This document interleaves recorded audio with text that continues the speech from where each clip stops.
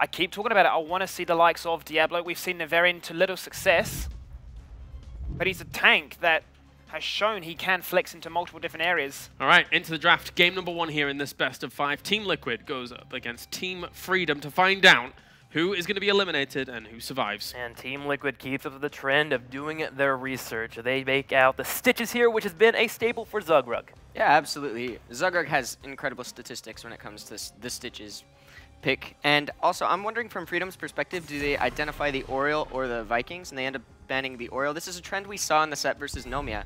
They didn't let the Oriole through a single time. And I was wondering if that was because they wanted to wait to realize if they could make adaptations in the future. But it looks like they're sticking true to that strategy of eliminating the Oriole here. Well, we're going to see what Team Liquid moves into. Typically, oh, there it is. It's actually going to be the Dahaka. They move straight into it, open-ended. We've seen the strength of Dahaka. Now, over to Team Freedom. Do we get the Genji that we've seen from them in the past? It's a great hero for Cure. Cure has standout performances on Genji, so I would be happy if we did see that. Alternatively, the Uther is up as well, and Team Freedom has shown a prowess in the past for that hero. I'm just wondering where they flex. I'm thinking Genji, not a certainty, but definitely a high priority for them, especially for Cure, as you already touched on. The flexing between, however, Uther and Abathur really springs to mind for me to try and match not only the Dahaka, but also to deny another pick, which would then accelerate that global pressure, which we've seen good teams that have macro control can really do and punish on this kind of map. With the Stitches ban, I wonder... Ooh, wow. I did not expect that at all. They're opening with the Greymane Abathur right away. I think that's a statement if you were to ask me. Taking away the Abathur from Team Liquid. You know, I kind of question if this is also an attempt at a bait at the Vikings. Does Team Freedom have some kind of strategy set up? I think typically a lot of teams do believe that if you do pick up the Vikings, you can make them be very effective against Abathur compositions. You get an easy early lead, you move into level 10, you push in your opponent and break them down. It is a bit odd to run with Dahaka, but still, it is something that Team Liquid might consider now. Yeah, for sure. I also wonder, generally with an Abathur, there's a pairing for a clone target, and that's the Greymane in this case. But I'm wondering if they're going to match it with anything else, if there's going to be the Illidan or the Genji at a later point in this draft. Yeah, I really think Illidan's going to be a high priority as well on the side of Freedom. I mean, potentially to ban it away because Darkmock is just so good on that hero. But Anubrag and Ufa especially, comfortable heroes for both Blombi and Splendor.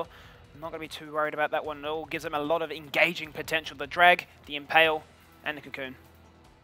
The Uther and Uberak rotation, I feel like, is really solid from Team Liquid in general. We've mentioned it a couple times. Blumby has very strong showings on that hero, as well as Splendor. You know, I feel like they're getting a lot of what they want comfort pick-wise. I'm really curious to see what Freedom ends up banning here. We've seen Li Ming in the past from Team Liquid on this battleground often. It seems one of the go-tos for them. That could be the ban here for Team Freedom, unless Team Freedom wants to move into their own blow-up compositions. Greymane, Li Ming together with potentially a tank they move in, even with an Abathur, is a strong setup for the team. It's just a matter of what they feel would be a good takeaway from Liquid.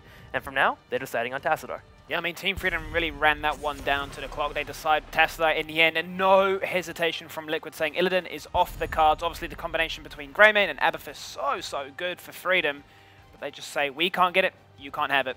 Abathur Genji is still an option. Genji has a pretty rough time into both Anubarak and Uther. However, it is still something to think about.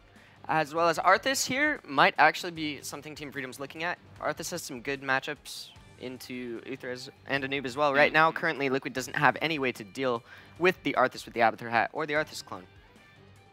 How is Team Freedom on the blow-up comp of moving into potentially a variant in Li Ming? Is that something they excel at? I feel like they could run that if they really wanted to. I think it definitely does have weaknesses against the Uther. Yeah. The Uther could just go Divine Shield and then they'd be able to struggle, but they end up going with the Genji. Is this the furthest down a Genji has survived in a draft so far? When Abathur has been picked or isn't off the table, I'd like to say yes. I'm surprised that they opted in to ban the Illidan instead of responding to the Genji. Maybe they're confident that Uther is that strong into Genji that it doesn't actually matter.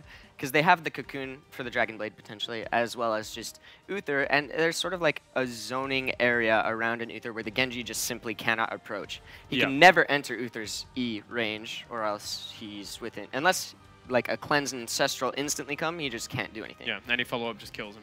I mean, definitely the biggest change that I've noticed since the balancing change on Genji. He went from a first pick, first ban, and especially in this tournament alone, he's switched into that second ban rotation quite consistently, if not a second pick flex. And you touched upon it, how rough that matchup is for him, but Kyo's still feeling confident. Ooh. Oh. I was thinking Cassia, but I didn't know what the second support would be moving into, and they went into Lily here to help control that Greymane on the backside when he dives in, but also to be a thorn for Genji. This is going to be a hard game for Greymane if you were to ask me. Yeah. Like, playing against Cassia as well as Lily. I mean, it's slowly getting to the point where this Lily is an answer for the Abathur Genji. Right. We saw it in a previous game where Expert was busting it out. This seems almost to me like a European response, right? They say, we'll let you have these picks. You almost baited into a trap. Draft trapping, we've sort of talked about briefly, but hasn't really been too apparent. Yeah. And now it's coming on full display. along with Team Expert, actually Team Liquid, when they were My Insanity, was one of the first teams to really foray into using Lily properly against so much heavy melee in Europe. I mean, Lily may be cute, but she is seriously a bully in team fights. Yeah. Bringing out those blinds. When Ultimate Evolution comes in, you drop a blind back with Cassia as well, try to come out from a retreat, and try to wait out the duration of that Ultimate Evolution. They have the tools to do so, but I like this answer from Team Freedom. They're deciding to get in the middle of the mix and force fights to happen, and Diablo can be a great option for that. Something interesting when you take into consideration the Lily into Genji matchup, she's able to go Shrink Ray at level 13. Not many supports have that option against Dragon Blade. Like, I do not envy playing the Genji in this team composition. However, the fact that Cocoon is going to be used on Dragon Blade, Uther is going to be keeping a close eye as well as Shrink Ray. Like, the Abathur clone might go unnoticed, and Abba clone, I think, is going to have a lot more fun than the actual Genji, but we'll see. One thing I really want to touch on is we once again get to see Diablo and Genji, and if they can execute it in any same fashion, much the same as what Fnatic did, the amount of pressure that the Diablo creates, allowing Q to go into that backline to then, I suppose, exploit and get that first reset, has a lot of potential. It'll be interesting to see how that works out. Diablo will have to have the perfect engage, but also they'll have to make sure that when Greymane comes in for the engage that he misses out on the blind that will be coming out from both Cassia and, of course, Lily, which is pretty difficult to miss out on. Lily can play very safe, sit on the back left, drop her E, drop the Q when the engage happens. I mean, that's a good synergy that you bring up, right? It's not only the fact that, yeah, Cassia's good against melee because she survives, and Lily's good against them because she blinds them, but then Cassia has more opportunities to do even extra damage, Glaurung. Yeah, absolutely. One of the things that I'd like to keep my eye on here, really from the Liquid Fnatic set, the Diablo Genji that Fnatic played, really, when Diablo went in every single time, it created so much space for the Genji, and I'd like to see if Team Freedom can sort of emulate Fnatic's playstyle into their own play here. All right, well, we are ready to go. It's going to be going to the casters, as we do have, of course, Team Liquid going up against Team Freedom to find out in game number 1 who can take the early lead. Well, we're definitely ready for the game, and while we are preparing for the English cast, of course, also a shout out to all the international casters that we have out there, especially to a special friend of ours, to Happy Zerk, who's currently catering towards the Ukrainian and Russian community. Yeah, it's awesome being here in Kiev, and thank you everybody out there who is tuning in from all over the world, but we have North America and Europe here, Team Freedom and Team Liquid, and it's going to be a doozy. Those drafts, I'm scared for Freedom, but I'm remaining optimistic. Yeah, it's going to be interesting, especially since these two teams, they practiced a lot together. And that is also part why Liquid is so confident in targeting certain bans of Team Freedom, since they are saying, when we deny their comfort picks to them, we feel they have no chance against us. And now they have to prove that that's actually true. But Freedom has grown a lot over the last few weeks. They very much have, because that was essentially the same ideology a lot of North American teams had in going against Freedom. They had the same thought process going, they have comforts, remove those, and that they were going to struggle. And it took a long while, which element of Freedom is the weakest link to be able to stab at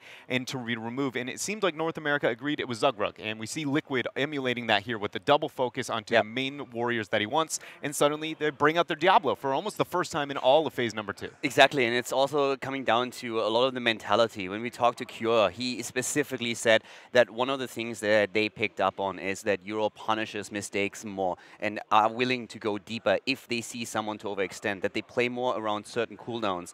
And they adapted to it. They are actually in a position now where a lot of the European teams give them a lot of credit and really respect them going into these series. So this is not going to be necessarily an easy ride for for Team Liquid, but it's really impressive how far Team Freedom has already come. Yeah, Team Freedom has gone a long way, but we're going to find us here on the Sky Temple.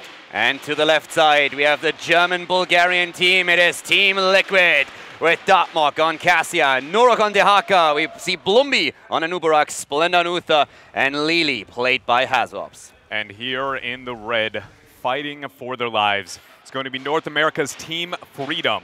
We have Cure playing Genji, Collusion on the Rhaegar, Dansky on his Greymane, Abathur played by Nasmus, and Zugrug there on the Diablo. I'm pretty hyped to also see Lili now in the setup of Team Liquid. They were always a team, even back in the My Insanity days, where they dabbled in Lili plays. They love to play it against Illidan. They really like it against auto attackers. And once again, we see them going for an adventure here.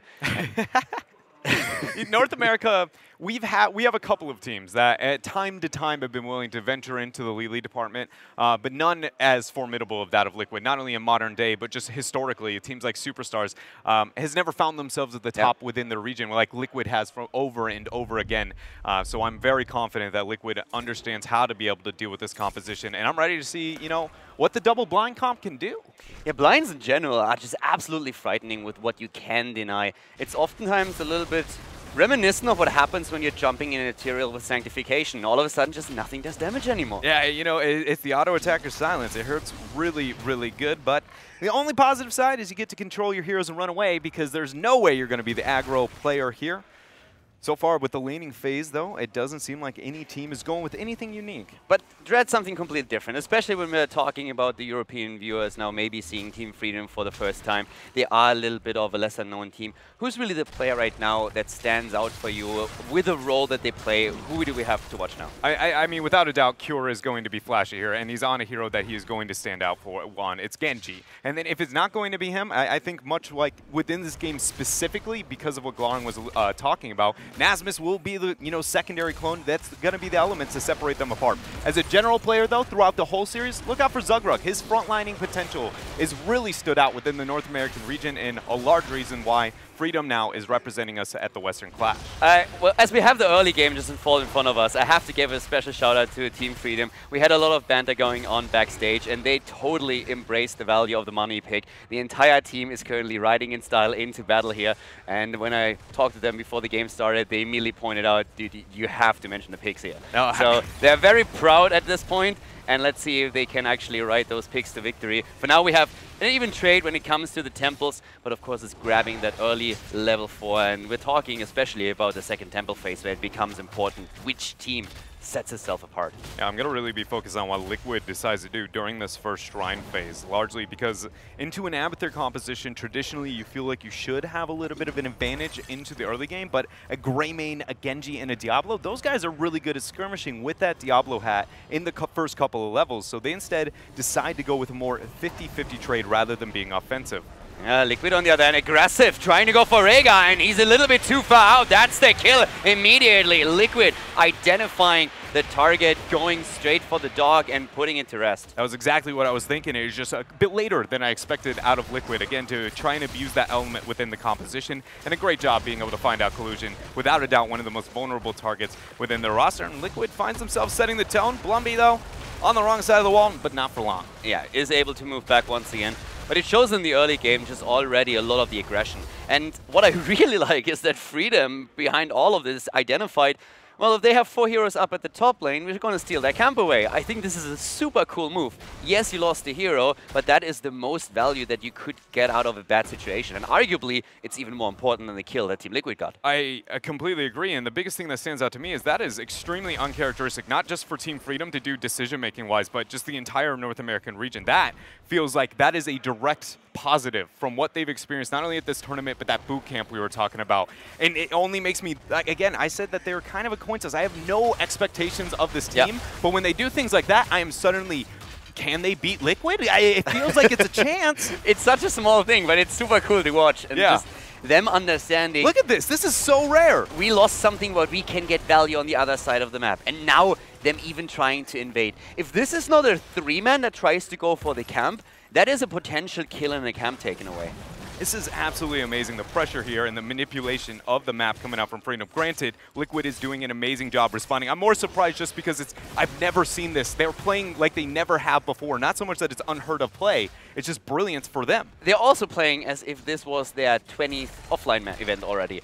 It's the first time that these guys are playing as a team in this offline environment. They're going up against a true and tried veteran here who has traveled all over the world as a team, but there is just absolutely zero respect. I mean, they respect their opponent, don't get me wrong, but they are not afraid. They are saying, we make our plays and we are not afraid to simply try and invade your camps and take a kill or maybe even a wall, as they're showing right now in the mid lane. Yeah, not even going to be willing to sacrifice, or is willing to sacrifice some of the shots on bottom. Blumby out a bit too far. Suplex is going to throw him down. Burrow charge right on out. Dansky in hot pursuit. Cure, though, finds himself a reset, and North America's biting back. Freedom with a kill, going in and getting it. And in the meantime, we see Liquid claiming the possession of the temple at the bot lane. They're not done.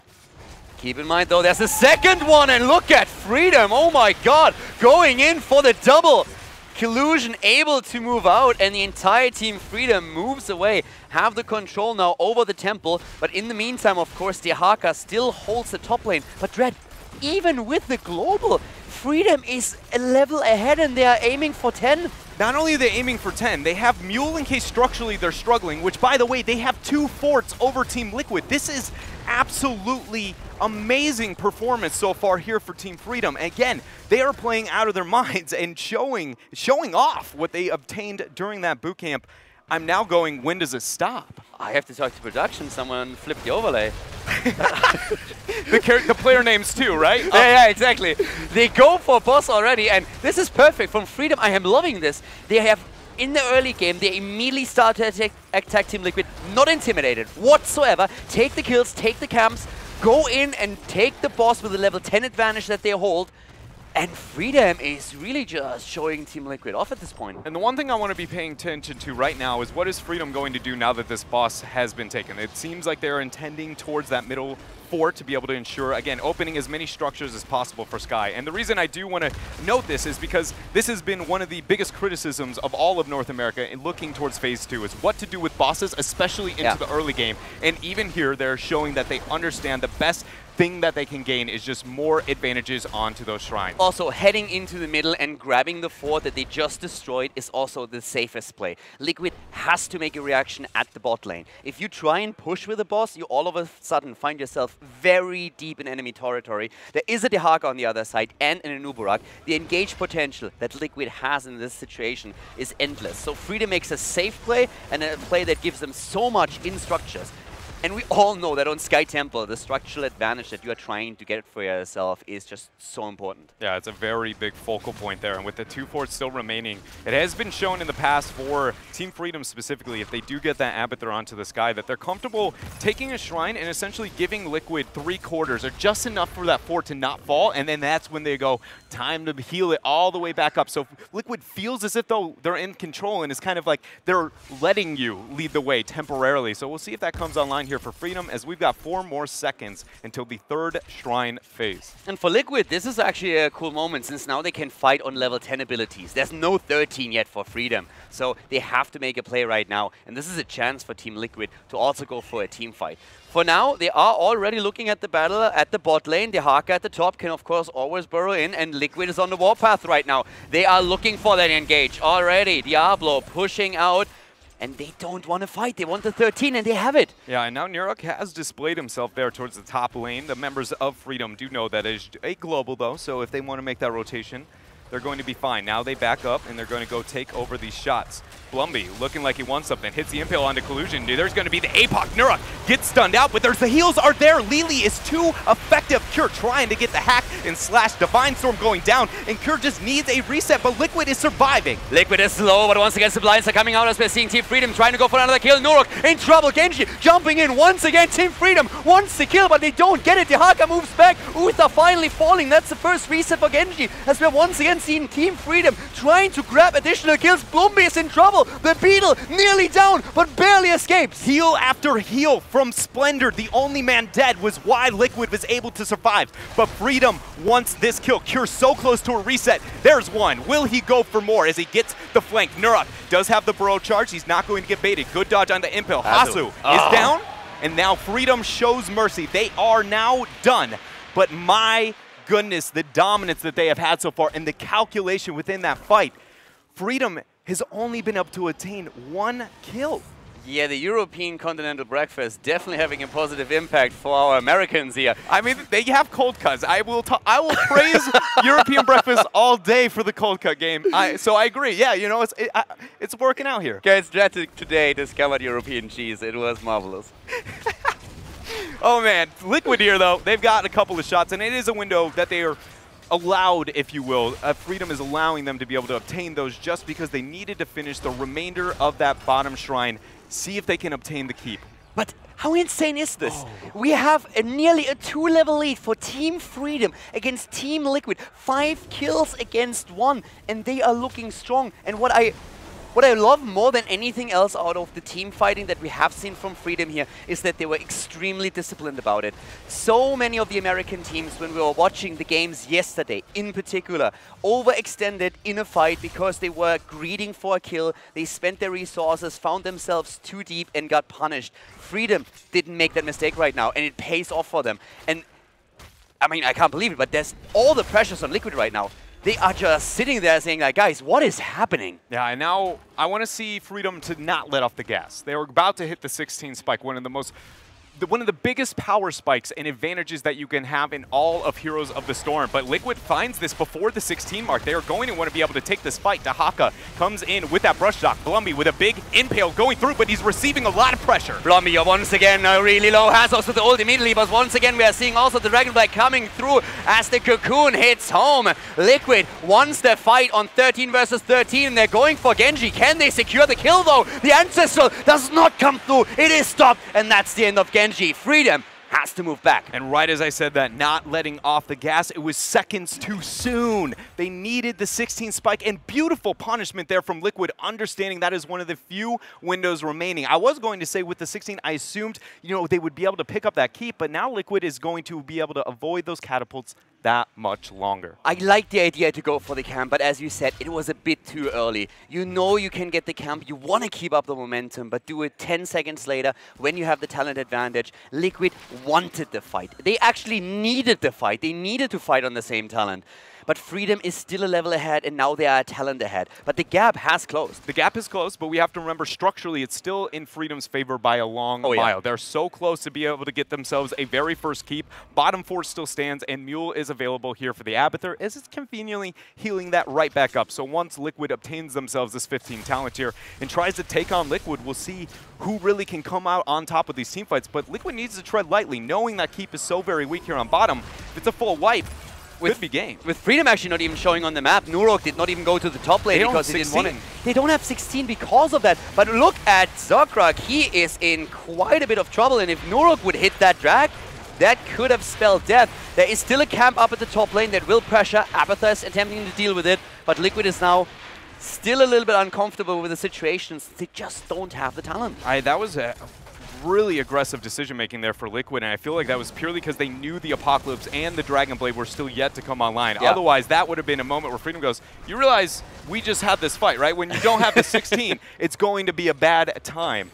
But now with that warding off here on the bottom shines, there it is. The first keep falls. They have the 16 right now. They're going to move in for this one. They want to fight once more. They go for Diablo. They go for Zokrak. Here comes Abathur with the head right away. Are they going to take the fight right now? There's still 2 Temple on the map up to the mid lane. We still see Dahaka waiting for the burrow, waiting for an opportunity to jump that back line. He's intentionally not showing there and just dabbling back and forth, questioning if the team wants to get the initiation, and Freedom is still torn on what they want to make happen. It looks like they are going to retreat, but Cure decided to get a bit of poke there onto Nurok, and now their focus is towards the middle shots. Yeah, we have only Nubarak down to the bot lane, and as we said before, with Freedom now rotating into the middle, Dahaka is in a spot where he needs to be careful. That also forced him now back into the mid lane towards their own keep. This is actually getting quite close here, because as well as they played at the start, Team Freedom that is, we still talk about even fights now. 16 versus 16, and that is where it becomes really dangerous. It's the structural advantage on the map which is the biggest asset for Team Freedom at this point. Yeah, there's nothing that stands out to me directly with these compositions where I'm like, this is the 16 that you win the game with. They both have a lot of colossal spikes in that area, but really other than maybe a great Benediction double stun play, which we see time and time again, it doesn't really hit that far. And then looking at the past team fights that we have seen, Freedom, if remained controlled and restrained, they at least so far have been able to come out on top. So it's going to be interesting if those later power spikes are actually a tool that Liquid can use here and overcome Freedom. I mean, a big tool for Team Liquid in these team fights is, of course, the Divine Storm as well.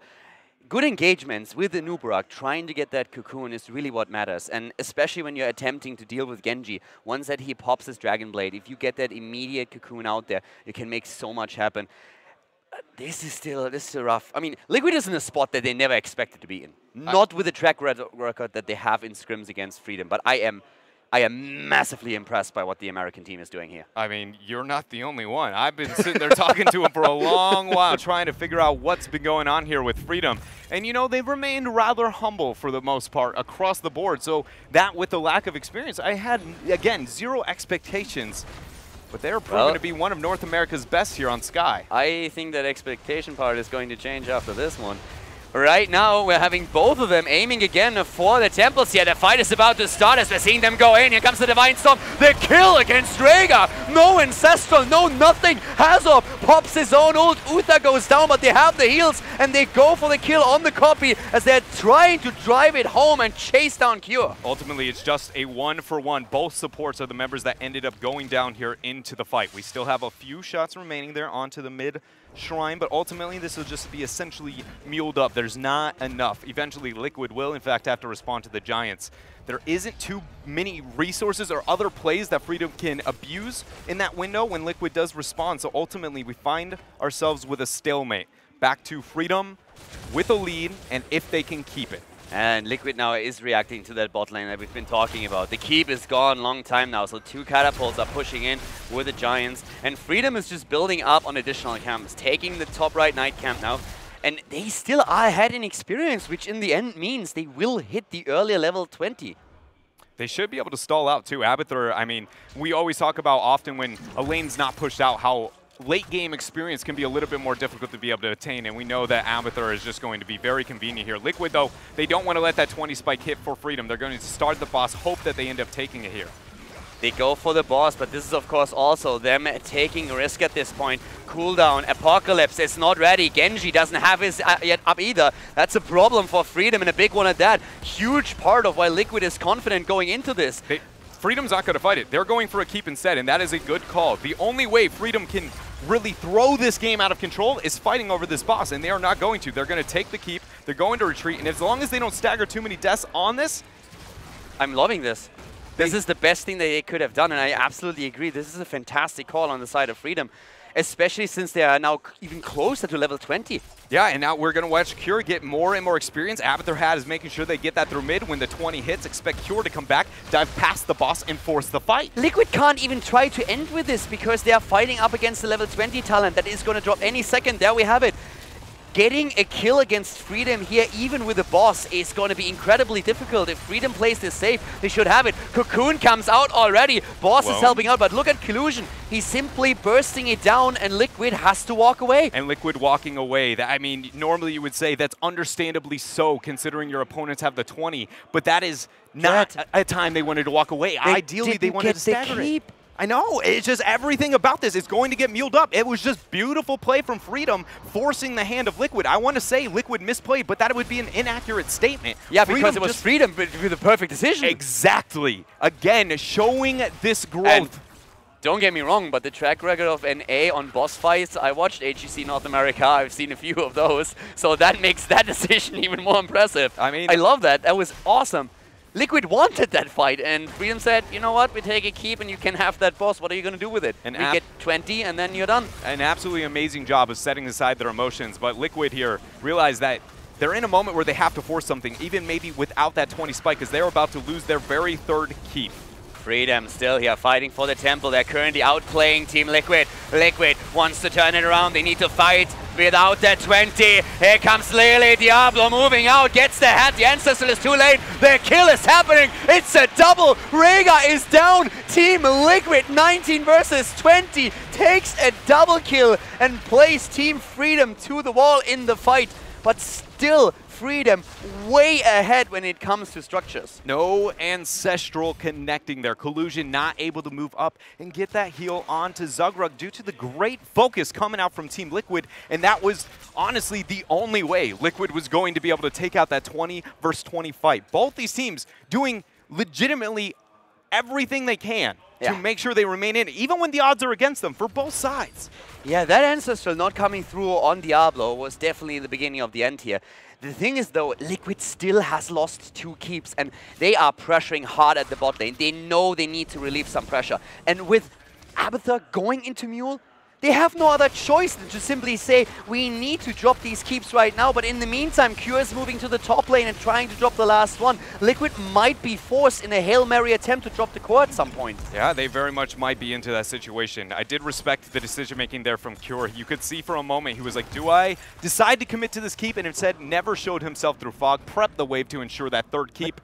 And now Liquid has only a core standing. Yeah, he didn't even have to commit to the keep because he prepared the wave, he pushed it back, and then he knew that the minions alone would be able to take the last remaining hit points off the keep. 6 kills against 6. The first game between Liquid and Freedom is quite different from what I expected to observe here. It's Liquid who's desperately trying to catch up. And right now, the biggest thing that we often see on Sky Temple, if you fall behind too far in structures, your biggest play is to start that boss, like Liquid ended up doing before. But we have a minute and 30 for that to be an option. And double Temple. Exactly. Liquid can skirmish around. They don't even have to take the trade if they do not want to here into Liquid. But if Liquid can manage to force that fight and end up taking it and wiping Freedom, this game could be theirs.